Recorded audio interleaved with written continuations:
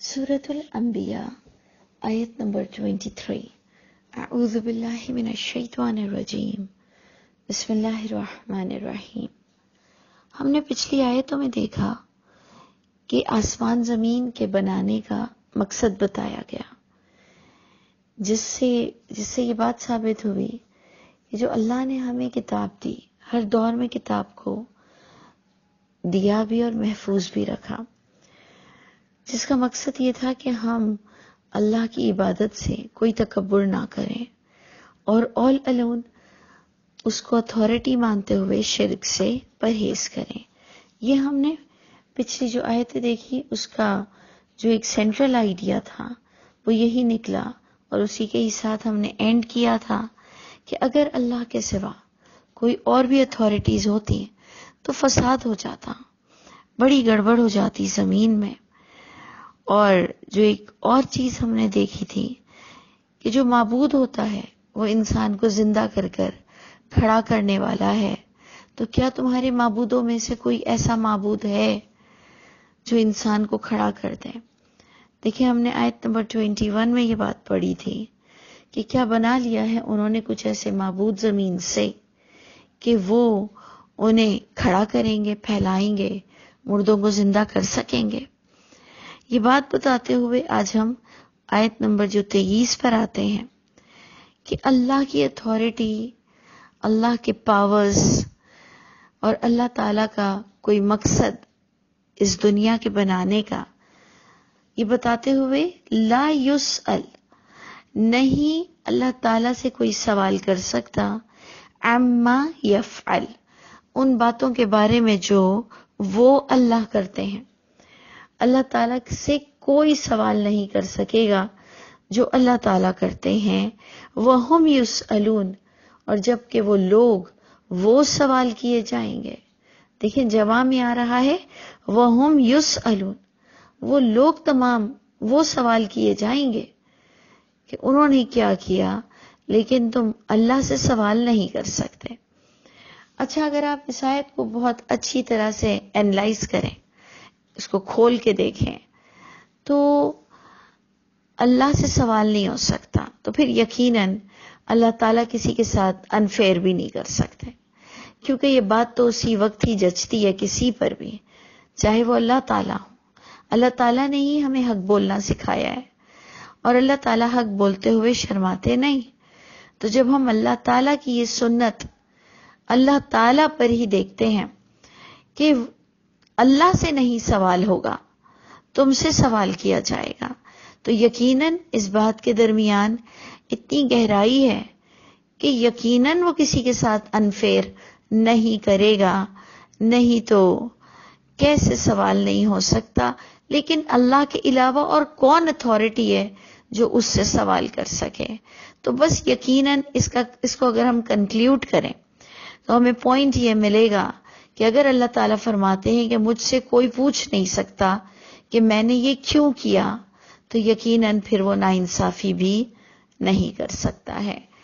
اور اسی کے ہی ساتھ آپ دیکھیں کہ دوبارہ وہی شرک کو کلیئر کیا گیا جو کہ اللہ کو سخت ناپسند ہے، اور جس سے ہمیں پتہ چلتا ہے کہ ایک انسان کتنا بھی اچھا ہو، کتنا ہی لوگوں کی بھلائی کا سوچتا ہو، کرتا ہو، لیکن اگر اس کے کانسیپٹ کلیئر نہیں، اور خاص کر کے آل الون اللہ کی اتھارٹی کو وہ نہیں مانتا، تو اس کو اس کی نیکیوں کا بدلہ دنیا میں مل جائے گا، کیونکہ آخرت میں پھر اس کے لیے کوئی حصہ نہیں ہے. اللہ تعالیٰ کے لیے یہ بہت بڑی چیز ہے کہ تم اللہ کے معاملے میں کسی کو شریک مت کرو.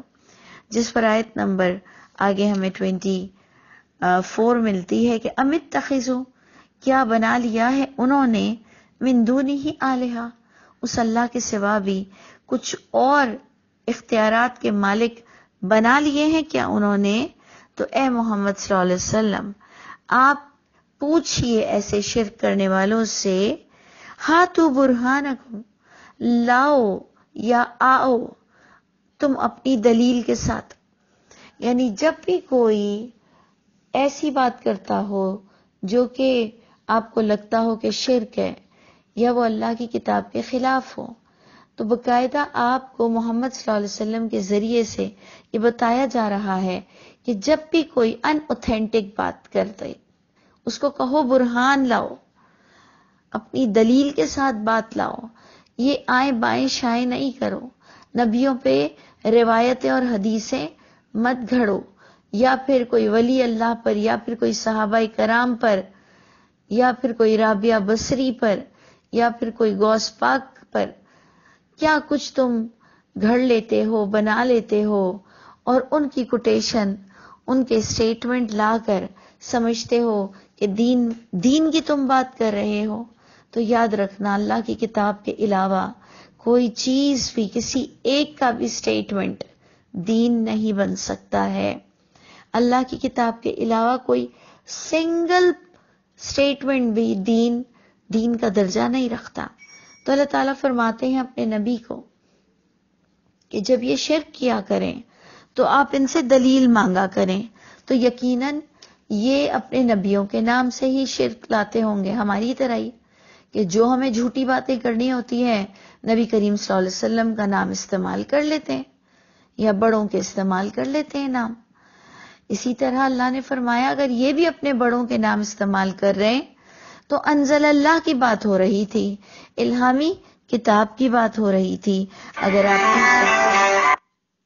اگر آپ اپنے کانٹیکس کو غور سے دیکھیں تو بات ہو رہی تھی پیچھے سے کہ کوئی بھی چیز جب آپ اللہ کی کتاب کے علاوہ کرتے ہیں اور آپ کا دین اللہ کی کتاب تک محدود ہے تو سامنے والے کو آپ کو کہنا ہے اپنی دلیل لاؤ، کون سی آیت سے بات کر رہے ہو، ھذا ذکر۔ اللہ تعالیٰ بھی اب دیکھیں اس قرآن کی طرف اشارہ کرتے ہوئے کہتے ہیں ھذا ذکر۔ پچھلی آیت میں کہہ رہے ہیں اے محمد صلی اللہ علیہ وسلم ان سے کہو دلیل کے ساتھ آؤ، اور پھر ہمیں کہہ رہے ہیں یہ بھی ایک دلیل ہے، یہ بھی نصیحت نامہ ہے، معیہ، یہ ان کے لیے ہے جو میرے ساتھ ہیں۔ انہیں یہ جاننا چاہیے کہ جو میرے ساتھ ہے، جو میرا ساتھ دے رہا ہے، ان کے لیے یہ قرآن نصیحت نامہ ہے۔ وَذِكْرُ مَنْ قبلی، اور یہ نصیحت ان کے لیے بھی ہے جو مجھ سے پہلے ہیں۔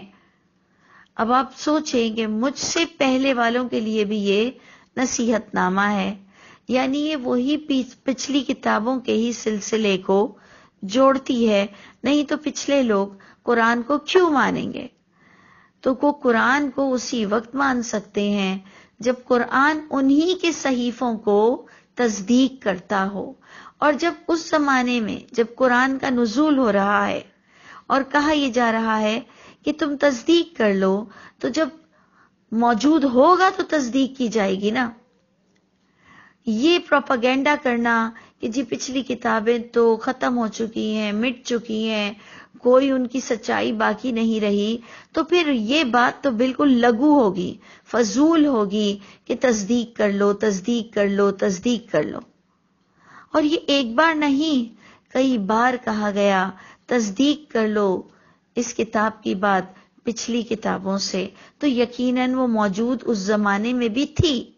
تو جب قرآن جب نزول ہو رہا ہے اور قرآن آج تک محفوظ ہے، اور وہ کتابیں بھی محمد صلی اللہ علیہ وسلم بھی کئی سال بعد آئے ہیں، وہ کتابیں تب بھی محفوظ تھیں، تو آج ایک سمجھنے والا کنسرن انسان پچھلے صحیفوں سے اس قرآن کو تصدیق لازماً کر سکتا ہے۔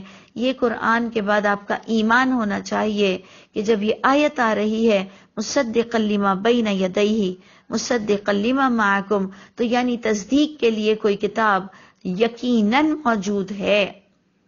اس لیے آپ کو اس پروپیگنڈا کا خیال رکھنا ہے کہ وہ کس حد تک سچ ہے اور کس حد تک اس میں فضول بات کی جاتی ہے کہ جی پچھلی کتاب تو بالکل نہیں باقی۔ اللہ نے ہر دور میں جو کتاب نازل کی اس کو اللہ تعالیٰ نے اس کی حفاظت کا وعدہ لیا ہے، صرف قرآن کی حفاظت کا وعدہ نہیں لیا۔ نہیں تو قرآن کو کیوں کوئی مانے گا اگر پچھلی کتاب موجود نہیں ہے؟ تو جناب ادھر اللہ فرماتے ہیں یہ ذکر ہے، یہ نصیحت ہے جو اللہ کے رسول سے کہہ رہے ہیں کہ آپ کہہ دیں گے جو میرے ساتھ ہے ان کے لیے بھی یہ نصیحت ہے، جو مجھ سے پہلے ہیں ان کے لیے بھی یہ نصیحت ہے، لیکن بات یہ ہے کہ بلکہ بات یہ ہے کہ اکثرہم لا یعلمون الحق، کہ اکثریت میجورٹی علم ہی نہیں رکھتی ہے حقیقت کا۔ حق یعنی قرآن، یعنی نصیحت نامہ، یعنی پچھلی کتاب بھی حق ہی اس کو کہلایا جائے گا۔ قرآن کا اگر نام حق ہے، رحمت ہے، نور ہے، امام ہے، تو لازماً پچھلی کتابیں بھی امام ہیں، اور باقاعدہ توریت کے لیے تو یہ لفظ آ رہے ہیں کہ توریت بھی امام تھی، رحمت تھی، نور تھی۔ انجیل کے لیے بھی یہ لفظ آ رہے ہیں کہ ہدایت تھی۔ تو اس لیے آپ ادھر غور کریں کہ اللہ فرماتے ہیں میجورٹی، اکثریت ان کی، بل اکثرہم لا یعلمون الحق، وہ علم ہی نہیں رکھتے ہیں جو حق کتاب ہے اس کا، فہم معرضون، جب علم نہیں رکھتے ہیں تو منہ پھیر کر چلتے ہیں۔ آپ دیکھیں نا، ہم نے اس سے پہلے بھی یہی بات کی کہ انسان کے اندر اسٹیبلٹی، اتنی طاقت کہ وہ جنگ کے میدان میں اپنی جان تک کا نذرانہ پیش کر دے، یہ صرف علم سے، علم کو ٹیلی کرنے کے بعد یہ ریئیکشن آتا ہے۔ میں یہ سمجھتی ہوں، کم از کم میرا یہ نظریہ ہے کہ علم سے تصدیق کرنا آپ کو اتنی قوت دیتا ہے کہ اگر آپ کوئی دکاندار آپ کو ڈارک بلو کپڑا بھی بیچ رہا ہو بلیک بول کر، تو آپ اس کی بات کبھی بھی نہیں مان سکتے اگر آپ بلیک کلر کو جانتے ہو۔ اگر آپ کا علم بلیک کو بلیک جاننے کا آ چکا ہے تو چاہے کوئی آپ کو ڈارک پرپل، چاہے آپ کو کوئی ڈارک بلو قسم کھا کر بھی بیچ رہا ہو، آپ اس کی بات کو نہیں مان سکتے۔ یعنی علم آپ کو اتنی اسٹیبلٹی دیتا ہے۔ تو علم بہت بڑی چیز ہے، اور وہ پھر عقل پر اس کو پرکھا جاتا ہے، اور پھر کرائیٹیریا اللہ کی کتاب ہوتی ہے جس سے ہم اپنے ذہن کو بناتے ہیں۔ تو جناب اللہ فرماتے ہیں میجورٹی لوگ دنیا میں انہوں نے سچا علم جاننے کی کوشش نہیں کی، اس لیے وہ منہ بھی پھیرتے ہیں، انہیں ڈر بھی نہیں لگتا ہے۔ اور اب اللہ تعالیٰ پھر دوبارہ ہم کو ایک انیشل سٹیج سے کچھ اس طرح سے بات بتاتے ہیں کہ وَمَا أَرْسَلْنَا مِن قَبْلِكَ مِن رَسُولٍ، اور نہیں بھیجا ہم نے آپ صلی اللہ علیہ وسلم سے قبل کسی بھی رسول کو، کوئی بھی رسول کو، الا، مگر رسول بھیجنے کا مقصد یہ ہوتا تھا کہ نوحی الیہ، ہم نے وحی کرنی ہوتی تھی اس نبی کی طرف، اور وحی میں خاص top of the most point کیا رکھا جاتا تھا، انہو لا الہ الا،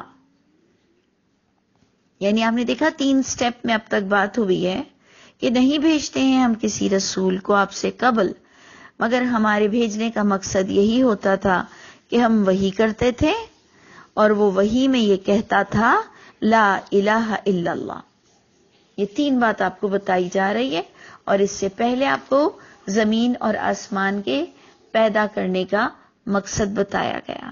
یعنی آپ نے دیکھا سٹیپ بائی سٹیپ کس طرح سے ہماری گرومنگ ہوتی ہے اگر ہم غور و فکر کریں، اور خاص ہمارا سیکوینس کے ساتھ پڑھیں اور کانٹیکس پر ہماری ہمیشہ نظر ہو۔ تو اللہ فرماتے ہیں نبیوں نے ہمیشہ یہ بات بتائی لا الہ الا اللہ، تو کیسے وہ کہہ سکتے ہیں کہ میں اللہ کا بیٹا ہوں؟ کیسے وہ کہہ سکتے ہیں کہ میں شفاعت کر سکتا ہوں؟ کیسے وہ کہہ سکتے ہیں کہ اللہ کے علاوہ بھی میرے پاس اتھارٹی ہے اور میں بہت کچھ تمہیں دے بھی سکتا ہوں؟ کیسے کہہ سکتے ہیں؟ اللہ تعالی ہمیں تعارف کرا رہے ہیں محمد صلی اللہ علیہ وسلم سے لے کر پچھلے تمام انبیاءوں کے تعارف کرا رہے ہیں کہ ان پر وحی ہوتی تھی، اور ان وحی کا خاص مقصد ہوتا تھا لا الہ الا اللہ۔ انہوں نے کہا کہ نہیں ہے کوئی معبود سوائے انا، لا الہ الا انا، نہیں ہے کوئی معبود سوائے میرے، فاعبدونی، پس بندے بنو میرے، پس عبادت کرو میری. یہ نبیوں نے خود کے لیے نہیں کہا، یہ نبیوں نے اللہ کے لیے کہا. یہ اللہ بتا رہے ہیں ہمیں کہ انہوں نے کہا تھا کہ میری عبادت کرو، یعنی اللہ کہہ رہے ہیں، اللہ اس وقت اپنا اسٹیٹمنٹ دے رہے ہیں کہ نبیوں نے کہا تھا نہیں کوئی اتھارٹی سوائے میرے یعنی اللہ کے. فاعبدونی، پس بندے بن کر دکھاؤ مجھے، میری عبادت کرو. اور آپ سوچیں کہ غلامی کے لفظوں میں بھی عبدیت آتی ہے، میرے غلام بن کر دکھاؤ. اور لوگوں نے کہا، دیکھیں ایک کمپیریزن آ رہا ہے، نبیوں نے کیا کہا اور لوگوں نے کیا کہا. اب بتایا جا رہا ہے وقالو، لوگوں نے اس طرح سے بات کی کہ اتخذ الرحمن ولدا، کہ بنا لیا ہے رحمان نے اولاد. یقیناً میں بڑی ذمہ داری سے کہہ سکتی ہوں کہ یہ بھی سٹیٹمنٹ انہوں نے عیسیٰ علیہ السلام ہی کے نام سے منسوب کر دیا ہوگا کہ عیسیٰ علیہ السلام کہتے ہیں کہ جی استغفر اللہ، میں خدا کا بیٹا ہوں. یعنی انہوں نے بھی ہماری طرح اپنے نبیوں پر بے انتہا جھوٹ بولا، پیٹ بھر کر جھوٹ بولا ہے. اور محمد صلی اللہ علیہ وسلم کا یہ کہنا انہیں بہت ناگوار گزرتا تھا کہ نہ تمہارے نبیوں کے پاس کوئی اتھارٹی ہے اور نہ میرے پاس کوئی اتھارٹی ہے. یہ بات انہیں بہت بری لگتی تھی جس کو وہ ہضم نہیں کر سکتے تھے.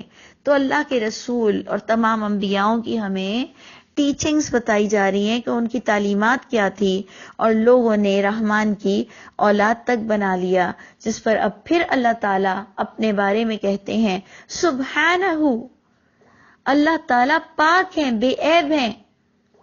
اب آپ دیکھیں کہ اولاد اس کا مطلب ہم سب کو ضرورت ہے اس کی، اور جو ضرورت مند ہوتا ہے وہ عیبدار ہوتا ہے. ہمیں نیند کی ضرورت ہے، اس لیے کہا جاتا ہے کہ اللہ کو نیند نہیں آتی.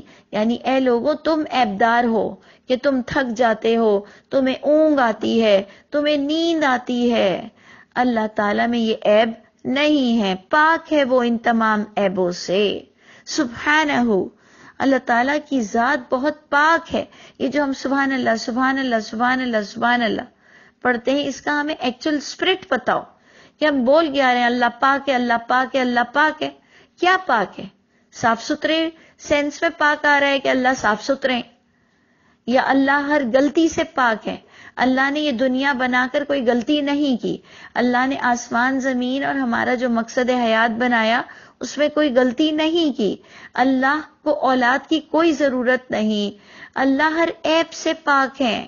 تو جب ہم کہا کریں سبحان اللہ سبحان اللہ سبحان اللہ، تو ہمیں یہ فیل ہم کریں اپنے اندر کہ اللہ تعالیٰ آپ نے میرے ساتھ کوئی کبھی غلطی نہیں کی. میرے ساتھ جو ہو رہا ہے وہ یا تو میرے گناہوں کا سبب ہے یا آزمائشیں مجھے جھیلنی ہے، کیونکہ مجھے جنت کی NOC تیار کروانی ہے. تو اے اللہ آپ بے عیب ہیں، آپ جو کر رہے ہیں میرے ساتھ میں راضی ہوں، اور آپ تمام شرکیہ باتوں سے بھی پاک ہیں. تو اللہ نے اولاد کے جب بات آئی کہ اللہ نے اولاد بنائی، اللہ نے کہا وہ پاک ہے ذات، وہ بے عیب ہے. بلکہ جن کو تم اللہ کی اولاد بنا رہے ہو وہ تو عباد مکرمون تھے، وہ عباد تھے، وہ بندے تھے. اور وہ بھی کیسے بندے تھے؟ مکرمون تھے، بڑے ہی عزت والے، بڑی ہی تعریف کے قابل تھے. یہ وہ بندے تھے جن کو تم اللہ کی اولاد بناتے ہو. اور پھر باقاعدہ بتایا جا رہا ہے کہ ان کی صفت یہ تھی کہ لا یسبقونہ بالقول، نہیں وہ بڑھ کر بات کرتے تھے اللہ سے. یعنی اللہ نے جتنی وحی دی ہے، جو کہ پچھلی آیت میں آپ نے پڑھا کہ نبیوں کا مقصد یہ ہوتا تھا بھیجنے کا، نبیوں کے بھیجنے کا مقصد یہ ہوتا تھا کہ ان پر وحی ہو. وحی میں لا الہ الا اللہ کو بہت فوکس کیا جاتا تھا، تو وہ اس سے بڑھ کر بات نہیں کرتے تھے. لا یسبقونہ بالقول، نہیں وہ سبقت لے جاتے تھے اس اللہ سے بات کرنے میں. وہم بامرہ یعملون، اور وہ خود انبیاء کرام، آپ سورہ انبیاء پڑھ رہے ہو، اور وہ خود انبیاء اس کے حکم پر وہ عمل کرتے تھے۔ تو اللہ تعالیٰ مجھ کو اور آپ کو بھی اللہ کی کتاب بہت ہی پیورٹی کے ساتھ پڑھنا نصیب کرے اور ہمیں باعمل بنائے۔ آگے آپ دیکھیں گے کہ شفاعت کی بات پھر دوبارہ آ جائے گی، کیونکہ آپ دیکھیں ٹاپک ہی یہی چل رہا ہے، لا الہ الا اللہ۔ تو لا الہ الا اللہ کو اسٹروک مارتا ہے شفاعت کا غلط ٹاپک۔ اگر ہم شفاعت کو غلط انداز سے سمجھے تو گویا ہم لا الہ الا اللہ کو اپنی ذات سے اسٹروک مارتے ہیں، ہلانے کی کوشش کرتے ہیں، اور اللہ تعالی ہمیں یہ جرم کرنے سے بچا لے اور اس کے بارے میں ہمیں اچھی سمجھ عطا فرما دے۔ تو انشاءاللہ اس کو ہم نیکسٹ آڈیو میں ڈسکس کریں گے۔